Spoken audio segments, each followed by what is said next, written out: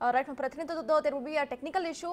So yes, ఇటు చూస్తే present live visuals లో మనం చూస్తున్నాము ఆల్రెడీ 80% వరకు అటు ఎన్ కన్వెన్షన్ ను హైడ్రా అధికారులు కూల్చివేశారు.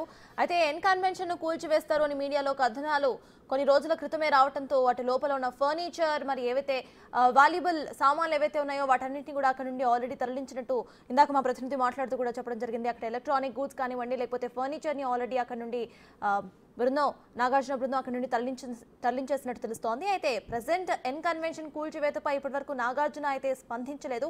ఈ ఎన్ కన్వెన్షన్ కు వెళ్లే అన్ని దారులను కూడా మూసివేసేసి పోలీసులు అక్కడ భారీ భద్రతా చర్యలను చేపట్టారు. ఎన్ కన్వెన్షన్ వద్ద మొత్తం 500 మందికి పైగా భద్రతను కల్పిస్తున్నారు. ఇక భారీ క్రేన్స్ బుల్డోజర్స్ తో ఇటు ఎన్ కన్వెన్షన్ ను కూల్చివేయటం ఇప్పుడు మొత్తం కూడా హాట్ టాపిక్ గా మారింది. అయితే హైడ్రా సంస్థకి ఎటువంటి లిమిటేషన్స్ లేవు. ఎవరైతే ఆక్రమణదారులు కొన్ని ఈ చెరువుల్ని కానివ్వండి లేకపోతే బఫర్ జోన్స్ ని కానివ్వండి గవర్నమెంట్ ల్యాండ్స్ ని కానివ్వండి ఆక్రమించి అక్కడ ఏమైనా కట్టడాలు నిర్మిస్తే అక్కడ హైడ్రాకు పూర్తి అధికారాలు ఉంటాయి వాటిని కూల్చివేయడానికి.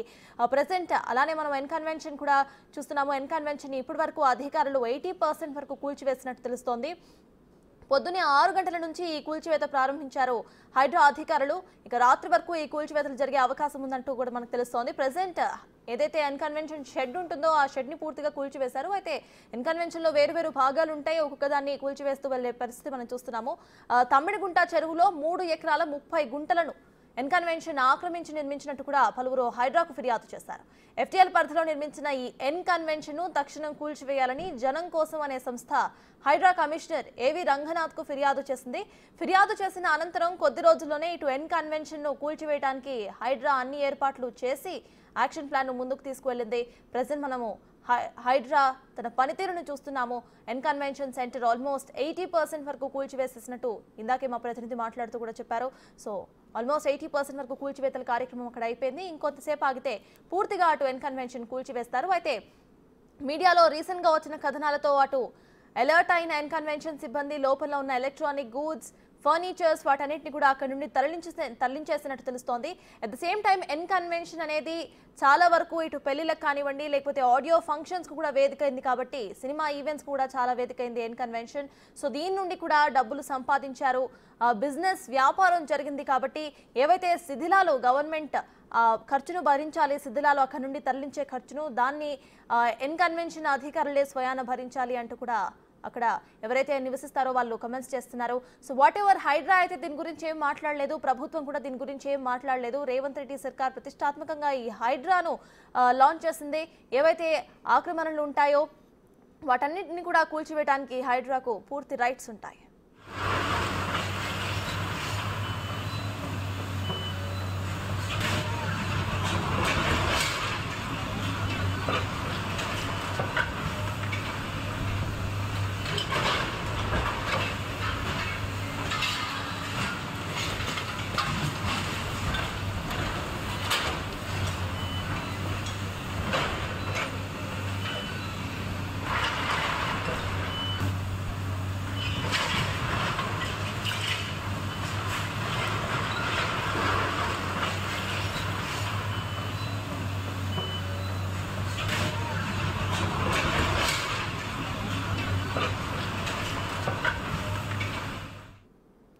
హైదరాబాద్ హైటెక్ సిటీలో ఉన్న హీరో అక్కినేని నాగార్జునకు చెందిన ఎన్ కన్వెన్షన్ ను హైడ్రా అధికారులు కూల్చివేస్తున్నారు. ప్రెసెంట్ అక్కడ లైవ్ అప్డేట్స్ ను మా ప్రతినిధి రాణా అందిస్తారు. రాణా చెప్పండి, ఇప్పటి వరకు 80% అక్కడ కూల్చివేసినట్టు ఇందాకే మీరు చెప్పారు. ప్రెసెంట్ అక్కడ అప్డేట్స్ ఏంటి? అట్ ద సేమ్ టైం ఏదైతే ఉన్నాయో ఆల్రెడీ నోటీసులు ఇచ్చి ఇక్కడ హైడ్రా యాక్షన్ ప్లాన్ ను స్టార్ట్ చేస్తుందా లేకపోతే డైరెక్ట్ గా వెళ్ళిందా దాని గురించి అక్కడ వాళ్ళు ఏమైనా మాట్లాడుతున్నారు? సో ఇప్పుడు ఎన్ కన్వెన్షన్ కూల్చేశారు కాబట్టి మెయిన్ ప్రధానమైనటువంటి కట్టడం ఏదవుతుందో అది నేలమట్టం అయిపోయింది. అయితే దీని చుట్టూ ఉన్నటువంటి ఆ ప్లేస్ను కూడా ఇప్పుడు కూల్చేస్తున్నారు. ఇప్పుడు కొంచెం మళ్ళీ పనులు ప్రారంభమై కొంచెం బ్యాక్ సైడ్ ఉన్నటువంటి టెంట్లు వేశారు. అక్కడంతా కూడా మొత్తం కూడా కూల్చేస్తున్నారు. ఇంతవరకు కొంచెం ఒక 10 నిమిషాలు గ్యాప్ ఇచ్చారు. వాళ్ళు కొంతమంది బ్రేక్ఫాస్ట్ చేయడానికి వెళ్ళారు. సో ఉదయం నుంచి కూడా చాలా కొంచెం కూడా గ్యాప్ ఇవ్వకుండా కూడా ఈ కూల్చివేతల కార్యక్రమం అనేది చాలా క్లియర్గా కూడా జరుగుతుంది. సో ఇప్పుడు అధికారులు కూడా వచ్చారు. ఇందాక మొత్తం రంగనాథ్ గారు కూడా వచ్చి ఇన్స్పెక్షన్ చేసినట్టుగా మనకు తెలుస్తుంది. సో అక్కడ ప్రొక్లైనర్ ఏదైతే కట్టర్ ప్రొక్లైనర్ ఉందో అది మొత్తం అంతా కట్ చేస్తుంది. మొత్తం అక్కడ ఉన్నటువంటి మొత్తం ఐరన్ రాడ్స్ కానీ ఐరన్కి సంబంధించిన అంతా కూడా పెద్ద పెద్ద ఉంటుంది కాబట్టి వాటిని అంతా కూడా కట్ చేస్తుంది. సో అదంతా కూడా పూర్తిగా డెమాలిషన్ అయిపోతుంది. సో ఆల్మోస్ట్ ఒక ఈవినింగ్ లోపల కూడా ఈ యొక్క కార్యక్రమాన్ని అంతా కూడా క్లోజ్ అయ్యే అవకాశం ఉంది. అయితే వెనకాల మనకు కొంచెం బ్యాక్ సైడ్ కనపడుతున్నటువంటి అపార్ట్మెంట్స్ ఏదైతే కనపడుతున్నాయి చిన్నగా, ఆ అపార్ట్మెంట్లు కూడా ఈ జోన్లోకి వస్తాయనేసి కూడా అధికారులు దృష్టికి వచ్చింది. సో వాటికి సంబంధించిన డాక్యుమెంట్స్ కూడా వారు చెక్ చేస్తున్నారు. చెక్ చేసిన తర్వాత వాటిపైన కూడా చర్యలు తీసుకునే అవకాశం ఉన్నట్టుగా మనకు సమాచారం అవుతుంది. ప్రస్తుతం అయితే ఈ చెరువుకు సంబంధించినటువంటి ప్లేసు ఎంతవరకు వస్తుంది, దీని లిమిట్స్ ఏంటి, లిమిట్స్ అయిపోయిన తర్వాత ఈ ఎఫ్టీఎల్ అనేది ఉంటుంది కదా, ఆ ఎఫ్టీఎల్కి సంబంధించిన పరిధిలోకి వచ్చేటువంటి అంతా కూడా ఆల్మోస్ట్ చాలా వరకు కూడా ఈ నిర్మాణాలు చేపట్టేశారు. వాటిని కూడా ఎప్పుడు డెమాలిషన్ చేస్తారనేది కూడా ఒక క్వశ్చన్ మార్కు. ఎందుకంటే కాకపోతే అవన్నీ కూడా కొంచెం ఎక్కువ మంది కబ్జా చేశారు, తక్కువ ప్లేస్ని ఎక్కువ కబ్జా చేశారు. కాకపోతే హీరో నాగార్జున మాత్రం ఈ ప్లేస్ అంతా ఇప్పుడు ఆయన ఎన్కన్వెన్షన్ కట్టినటువంటి ప్లేసు దాదాపు 3.5 ఎకరాల నుంచి 4 ఎకరాల వరకు ఉన్నాయి. దానితో మళ్ళీ ప్రత్యేకమైన ఒక రహదారులు కూడా ఏర్పాటు చేసుకున్నారు. అంటే ఎటువైపు వచ్చిన ఎన్కన్వెన్షన్కి చేరుకునే విధంగా ప్రత్యేకమైనటువంటి దారులు కూడా ఆయన ఏర్పాటు చేసుకున్నారు. కాబట్టి అవి కూడా అంతా ఈ చెరువుకు సంబంధించినటువంటి ల్యాండ్ అనేది కూడా అధికారులు నిర్ధారణకు వచ్చారు. సో ఇప్పుడు అన్నీ కూడా పూర్తిగా నేలమట్టం చేసినటువంటి నేపథ్యం కనపడుతుంది. కాకపోతే అత్యంత డేరింగ్ డిసిషన్ అని చెప్పుకోవచ్చు. ఒక టాప్ హీరోగా ఉన్నటువంటి నాగార్జున గత ప్రభుత్వంలో ఇటు అన్నపూర్ణ స్టూడియోకి నోటీసులు వచ్చాయి, దాంతోపాటు ఈ ఎన్కన్వెన్షన్ కూడా పడగొట్టేస్తామని కూడా నోటీసులు ఇచ్చారు. అప్పట్లో కేటీఆర్ ప్రత్యేకంగా కూడా నాగార్జునతో మాట్లాడుకొని మా తర్వాత దీన్ని కూల్చివేయకుండా చేశారనేది కూడా కొన్ని ఊహాగానాలు, కొన్ని విమర్శలు కూడా వచ్చినటువంటి పరిస్థితి. కాబట్టి అవన్నీ విమర్శలకు మాత్రమే పరిమితాయి, కానీ యాక్షన్ అయితే తీసుకోలేదు ఎవరు. అయితే జనం కోసం అని ఆర్గనైజేషన్ నడుపుతున్నటువంటి ఎవరైతే కసిరెడ్డి ఉన్నాడో ఆయన 2012 నుంచి కూడా దీనిపైన ప్రత్యేకమైనటువంటి పోరాటం చేస్తున్నారు. ఆ పోరాటానికి ప్రతిఫలంగా ఇవాళ ఈ యొక్క అక్రమ నిర్మాణం అనేది కూల్చివేస్తున్నటువంటి పరిస్థితి అయితే కనపడుతుంది. సో ఇంకా ఈ కూల్చివేతలు అనేది ఇంకా జరుగుతున్నాయి. జరుగుతున్న తర్వాత రేపటి నుంచి మరొక ప్లేసు చాలా ఇంపార్టెంట్ అయినటువంటి చెరువు దగ్గరికి కూల్చివేతలు ఉన్నట్టుగా తెలుస్తుంది. సో ముందుగానే వాళ్ళకందరికీ నోటీసులు ఇచ్చి ఏమన్నా ఉన్నా లేకపోతే ఖాళీ చేసామనేది కొంతమంది చెప్తున్నారు. ఇంపార్టెంట్ విలువైనటువంటి వస్తువులు కూడా ఏమన్నా చేంజ్ చేసుకోవాలంటే కూడా చేంజ్ చేసుకుంటారు. కొంతమంది ఈ అపార్ట్మెంట్లో నివాసం ఉంటున్నటువంటి వారు మాత్రం వాళ్ళకి కొద్ది సమయం, అంటే కొంతమంది నెల రోజులు కూడా సమయం అడిగారు. ఎందుకంటే వేరే చోట చూసుకోవడానికి కొంచెం సమయం కావాలి.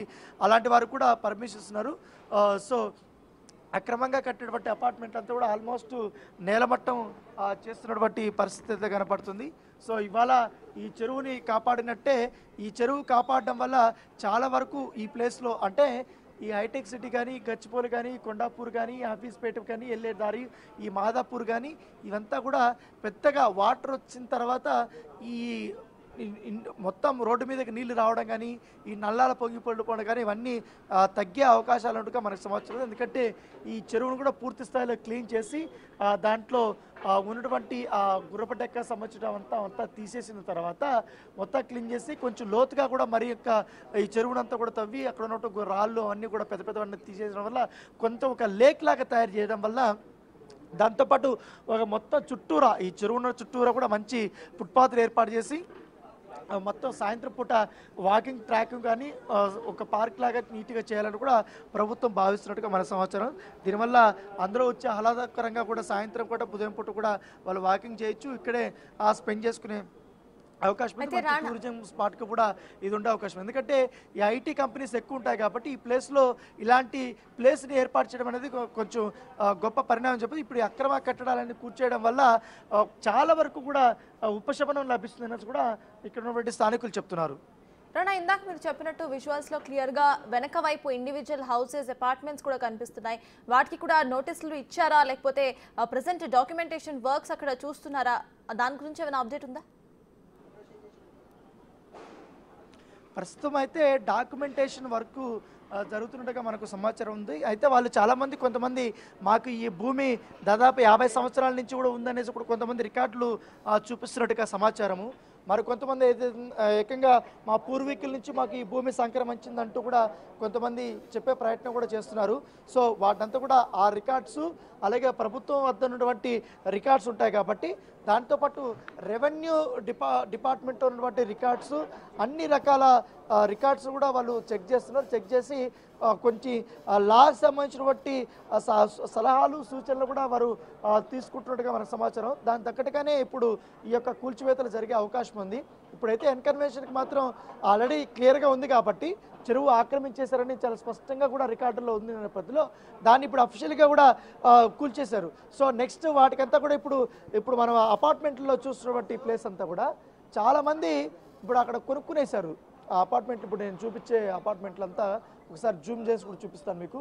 సో ఈ అపార్ట్మెంట్లంతా కూడా ఆల్రెడీ కొనుక్కునేశారు. చాలామంది అక్కడ వాళ్ళ నివాసం కూడా ఉంటున్నారు. సో వాళ్ళ పరిస్థితి ఏంటి అనేది కూడా ఇప్పుడు ఒక అగమ్య గోచరంగా ఉంది. వాళ్ళకి ఎట్లా ఏర్పాట్లు చేస్తారు, ఎందుకంటే ఆ బిల్డరు వాళ్ళకి మోసం చేసి అమ్మేస్తాడు కాబట్టి అవి కూడా, ఎందుకంటే ఎగ్జాక్ట్గా ఎన్కన్వెన్షన్కి పక్కనే ఉన్నటువంటి అపార్ట్మెంట్లే. సో అది కూడా చెరువు కిందకే వస్తుంది అనేసి కూడా చాలా క్లియర్గా కూడా మనకు కనపడుతుంది. సో వాటిని కూడా చెక్ చేసిన తర్వాత వాటిపైన కూడా డిసిషన్ తీసుకునే అవకాశం ఉంది. ఇప్పుడే మరొక బుల్డోజర్ని లోపలికి జేసీబీని లోపలికి తీసుకెళ్తున్నారు. మొత్తం లోపల మరి కొంతవరకు కూడా ఈ చిన్న కట్టడాలన్నీ జరిగాయి. ఎందుకంటే పార్టీషన్స్ కొన్ని చేశారు కాబట్టి వాటిని కూడా పూర్తిసారి కూల్చేస్తున్నారు. అయితే ఈ కూల్చేసినటువంటి స్క్రాప్నంతా కూడా పక్కగా జరపడానికి కూడా కొంచెం జేసీబీలు ఇవన్నీ కూడా తీసుకొస్తున్నారు. ఇది చాలా వరకు కూడా ప్లేస్ కాబట్టి చాలా ఉంది. ఇవంతా కూడా ఒకవేళ ఇప్పుడు పడగొట్టేశారు కాబట్టి వీటిని అంతా కూడా క్లీన్ చేయడానికి కూడా దాదాపు వారం పట్టే అవకాశాలు ఉన్నట్టుగా మనకు సమాచారం అవుతుంది. సో మరోవైపు ఇక్కడ మనం చూస్తున్నాం ఈ విజువల్స్లో ఇక్కడ ఒక జేసీబీ ప్రొక్లైనర్ కూడా వచ్చింది. అక్కడ కొంతమంది అక్కడకు వచ్చి ఒక డెమాలిషన్ కార్యక్రమాన్ని చూడడానికి వచ్చారు. కాకపోతే వాళ్ళందరినీ కూడా అక్కడి నుంచి బయటకు పంపడానికి అధికారులు ప్రయత్నిస్తారు. ఇప్పటికే ఫోర్స్ కూడా అక్కడికి వచ్చింది. వాళ్ళందరినీ కూడా పంపించేస్తున్న నేపథ్యం అయితే కనపడుతుంది. కొంతమంది ఆ చెరువు చుట్టూరు కూడా చూడడానికి వారు ప్రయత్నిస్తున్నారు. ఎందుకంటే అగ్రనటుడు కాబట్టి, హీరో నాగార్జున కాబట్టి ఆయన సంబంధించిన ప్రాపర్టీ ఇక్కడ ఉంది. ఇన్ని సంవత్సరాలు పెద్ద పెద్ద కార్యక్రమాలు ఇక్కడ జరిగాయి. ఇప్పుడు నేలమట్టం చేస్తున్నారని తెలుసుకొని పెద్ద ఎత్తున చూడడానికి కూడా చాలామంది వచ్చారు. ఇక్కడ అపార్ట్మెంట్లు పైకెక్కి మరి కూడా వీళ్ళందరూ కూడా చూస్తున్నారు. సో ఇవన్నీ కూడా వాళ్ళని కూడా కొంతమందిని ఇక్కడి నుంచి కూడా పంపించేసినటువంటి పరిస్థితి కనపడుతుంది. సో ఆల్మోస్ట్ ఇంకా కూల్చడాలన్నీ కూడా అయిపోయాయి. ఇంకా కేవలం ఒక 20% మాత్రమే ఉంది. ఆ 20% కూడా ఇంకా మధ్యాహ్నం లోపల కూడా కూల్చేస్తారు. కూల్చేసిన తర్వాత ఈ యొక్క స్క్రాప్నంతా కూడా కొంచెం పక్కకి తీసుకోవడం కానీ కొంచెం పంపించే కార్యక్రమాలు అయితే స్టార్ట్ కాబట్టి రానా కూల్చివేసిన తర్వాత అటు ల్యాండ్ ని ఏం చేసే అవకాశం ఉంది అనుకోవచ్చు. అంటే మళ్ళీ దాన్ని అటు చెరువులోకి కొంత భాగం కలిపిన తర్వాత ఇందాక మీరు చెప్పినట్టు ఒక పార్క్ లాగా చేసే అవకాశం ఉంది అనుకోవచ్చా, లేకపోతే ఇంకేమైనా ప్లాన్స్ ఉన్నాయి అటు గవర్నమెంట్ కి, దానికి సంబంధించిన అప్డేట్స్ ఏమైనా ఉన్నాయి? ప్రస్తుతం అయితే ఈ చెరువు ఉన్నటువంటి 29 ఎకరాలు ఫస్ట్ ప్రభుత్వం ఆధీనంలోకి తీసుకున్న తర్వాత దాన్ని ఏం చేయాలి, ఎంతవరకు చెరువుని పెట్టాలి, ఎంతవరకు ఈ సుందరీకరణ పనులు చేపట్టాలనేది కూడా ఒక ఐడియా వస్తుంది. జిహెచ్ఎంసీ అధికారులు కానీ, ఈ టౌన్ ప్లానింగ్ అధికారులు కానీ, మున్సిపల్ అంటే అన్ని రకాల డిపార్ట్మెంట్ అధికారులతో కూడా చర్చించిన తర్వాత మాత్రమే నిర్ణయం తీసుకుంటారు. ఎందుకంటే ఇప్పుడు హైడ్రా అధికారులకి ఆ నిర్ణయం లేదు. హైడ్రా అధికారులు కేవలం వచ్చిన తర్వాత పరిమితిలో ఉన్నటువంటి అక్రమ కట్టడాలు అవి మాత్రమే కూల్చడం, ఆ భూముల్ని కాపాడడం వరకు వాళ్ళ బాధ్యత ఉంది. కాబట్టి మిగతా అంతా డెవలప్మెంట్కి సంబంధించినంత కూడా హెచ్ఎండిఏ కానీ జిహెచ్ఎంసీ సంబంధించిన పరిధిలోకి వస్తుంది. సో జిహెచ్ఎంసీ అధికారులు వాటిని ఆల్రెడీ ఉన్నటువంటి చెరువుల దగ్గర ఒక పాయింట్స్ లాగా ఏర్పడితే ఒక మంచిగా అక్కడ ఉన్నటువంటి పార్కు లాగా చేయడము, ఒక థీమ్స్ లేక్స్ ఎక్కువగా ఏర్పాటు చేస్తున్నారు కాబట్టి వాటిపైన ఎక్కువగా దృష్టి పెట్టే అవకాశం ఉండగా సమాచారం ఉంది. ఇవంతా ల్యాండ్ అంతా మొత్తం చేతిలోకి వచ్చిన తర్వాత, తమ ఆధీనంలోకి వచ్చిన తర్వాత ఈ యొక్క అభివృద్ధి కార్యక్రమాలు అనేది కూడా చేపడతారు. ఒకవేళ నిజంగానే ఆ సుందరీకరణ పనులు కానీ, ఇక్కడ పార్కింగ్ కానీ, లేకపోతే సపరేట్ థీమ్స్ కానీ ఇక్కడ ఏర్పాటు చేస్తే చాలా మంచి, ఎందుకంటే ఇక్కడ వెండర్స్ కానీ వాళ్ళకి అమ్ముకోవడానికి కానీ చిన్న వ్యాపారస్తులు కానీ వాళ్ళందరూ కూడా చాలా మంది వాళ్ళు కూడా ఉద్యోగాలు వచ్చినట్టు ఉంటుంది, వాళ్ళు కూడా బాగుపడినట్టు ఉంటుంది.